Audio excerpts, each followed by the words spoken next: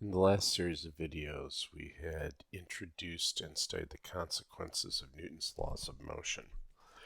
Here we're going to take a bit of a shift to looking at how to describe things that are moving in circles.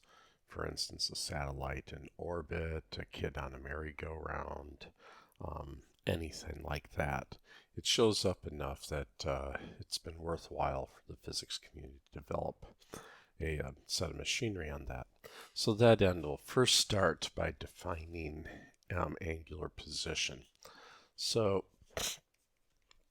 it turns out that when describing rotating things, that it makes the most sense to define angle using the radian measure. So remembering from your trig class, if this is an angle theta, this bit right here is the arc length. That bit there is the radius. The angle is defined to be the arc length over the radius. Now, if you take a look at that, arc length has units of meters, radius has units of meters, so technically there are no units. And what we'll say is that the angle has quote-unquote units of radians, but strictly speaking, a radian is not a unit, it's a symbol. It's just a placeholder that we put there to remind ourselves that we're working with an angular quantity. However, since you had meters divided by meters, this leaves you with the number 1. Functionally, when you're checking units, you just replace all of your radians with the number 1 to see if the units work out.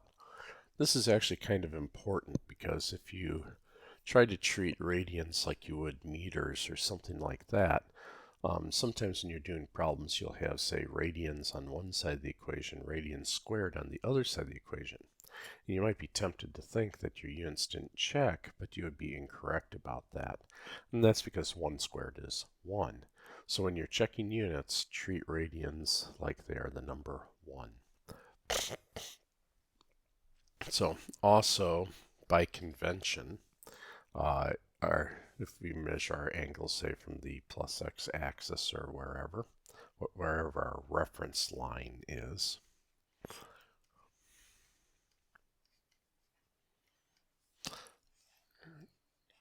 counterclockwise angles are deemed to be positive and clockwise angles are deemed to be negative. And also importantly, in physics, angles have to keep a turn counter.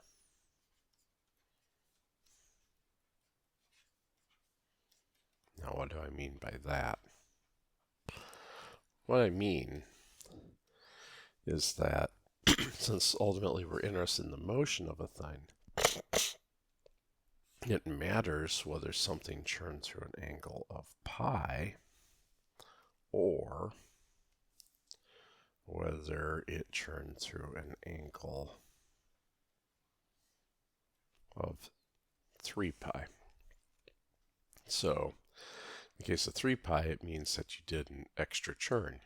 You ended up in the same place in space, but in order for our definitions to work out, we need to keep track of the turns. So this might be a little different from what you're used to in your trig classes, where a lot of times you're told that you could just kind of add or subtract 2 pi's willy-nilly. Here we do have to keep them straight.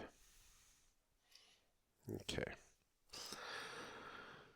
So following on from that, we can then go ahead and define angular velocity.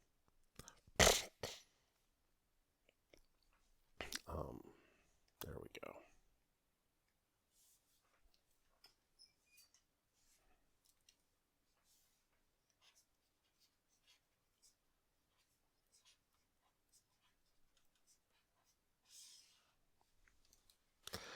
So angular velocity is defined as the time rate of change of the angular position. Now this is not a W. This is a lowercase Greek omega. And so it's drawn like kind of like that, either with a little loop-de-loop in the middle or without one. But there should be no pointies or anything like that. It's a lowercase Greek omega.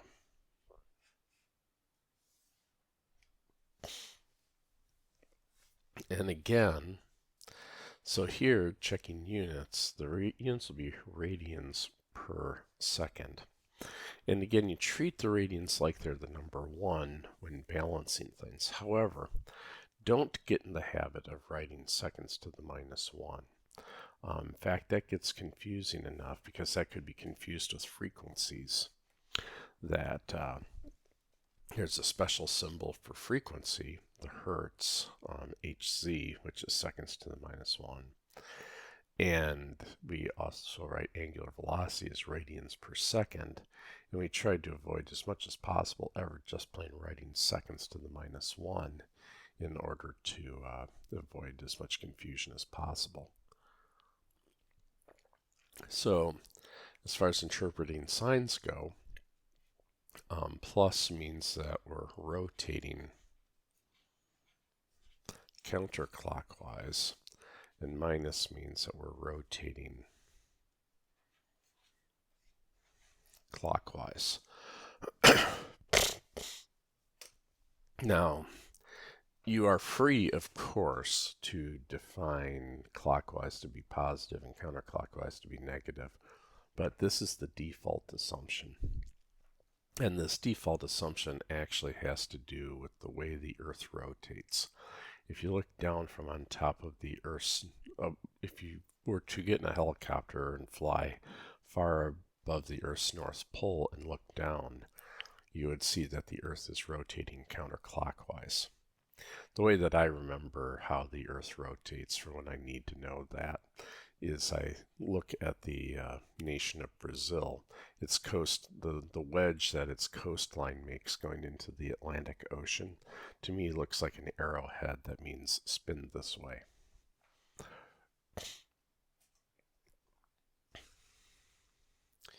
So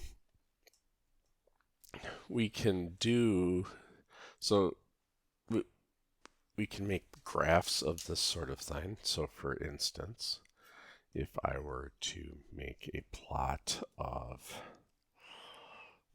angle against time, and it was some sort of a straight line like that, I would just say that it was rotating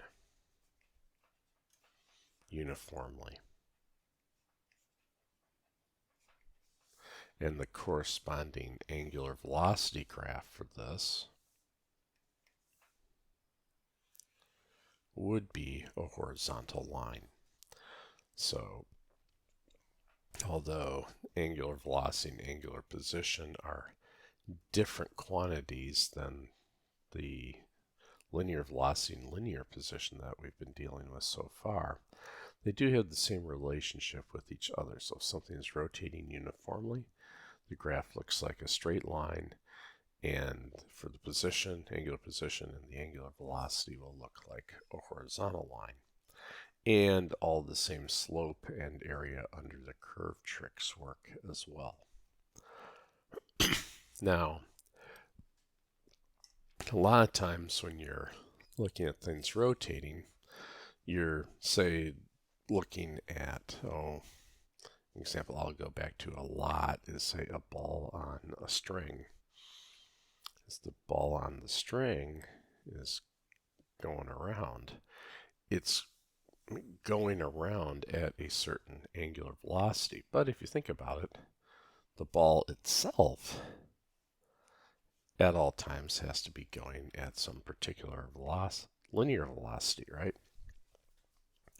Now, if the angle, so we can figure out the speed. So notice I'm not drawing a vector arrow here. So this is the speed. And we can go back to the definitions and say, well, the speed would have to be the limit as time approaches 0 of the distance traveled with respect to the time. So the distance traveled here would be some chunk of arc length here, delta s.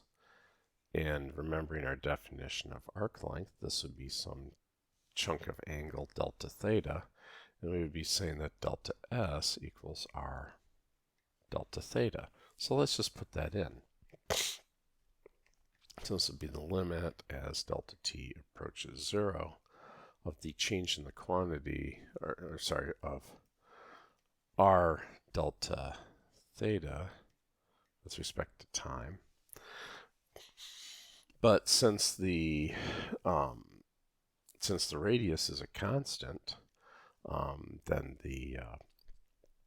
the limit of the radius times something is the same as the radius times the limit.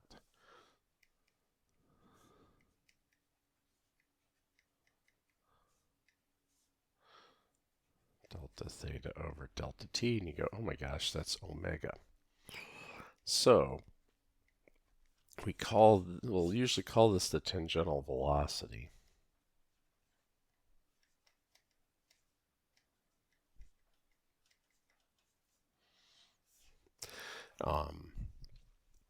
And so it's saying how fast is the object going if it is describing some sort of angular motion where its angular velocity is omega.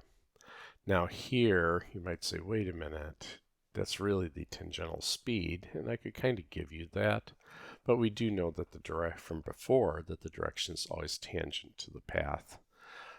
So this is the magnitude, and we would use our common sense to figure out the direction. Now here's where I was mentioning that business about treating the radians like they were the number 1. If we were to follow through and check the units on this, say, well, tangential velocity is meters per second. Okay, we'll put that in, and we're going to check, does that equal meters times radians per second?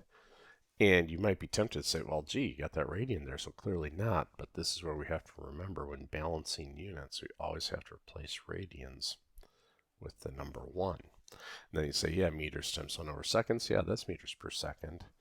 And yes, indeedy, our units do check. So you got to be a little careful when working with radians. Now, why don't we work with degrees, for instance?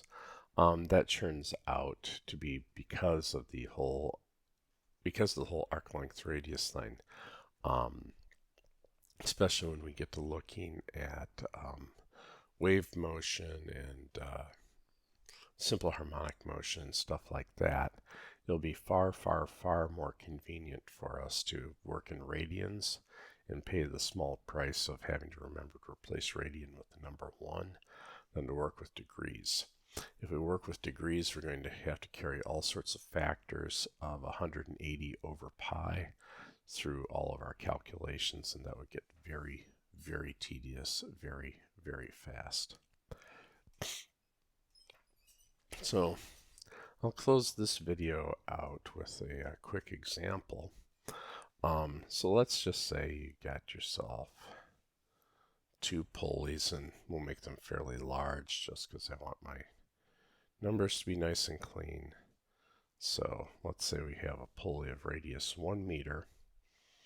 And then over here, we have a pulley of radius ½ meter.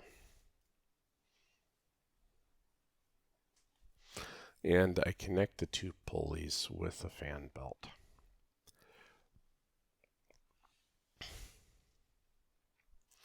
I then observe that pulley A is rotating at 10 radians per second, and I would like to know the angular velocity of pulley B. So in looking at something like this, the key idea is that the tangential velocity of a point at the end of the pulley here has to be the same as the point at the end of the pulley there. Otherwise, the fan belt would either stretch or bunch up, and then the fan belt wouldn't be doing its job. So we can demand that the two tangential velocities, the tangential velocity of a point at the end of pulley A, be equal to tangential velocity of a point at the end of pulley B. So this would be requiring that RA omega A equals RB omega B. So then we can say omega B will equal RA over RB omega A.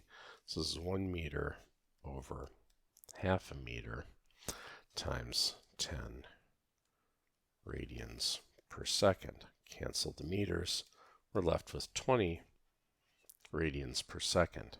And here again, we're just leaving the radian in to remind us that we're dealing with an angular quantity. All right, in the next video, we will take a look at centripetal accelerations. Catch you on the flip side.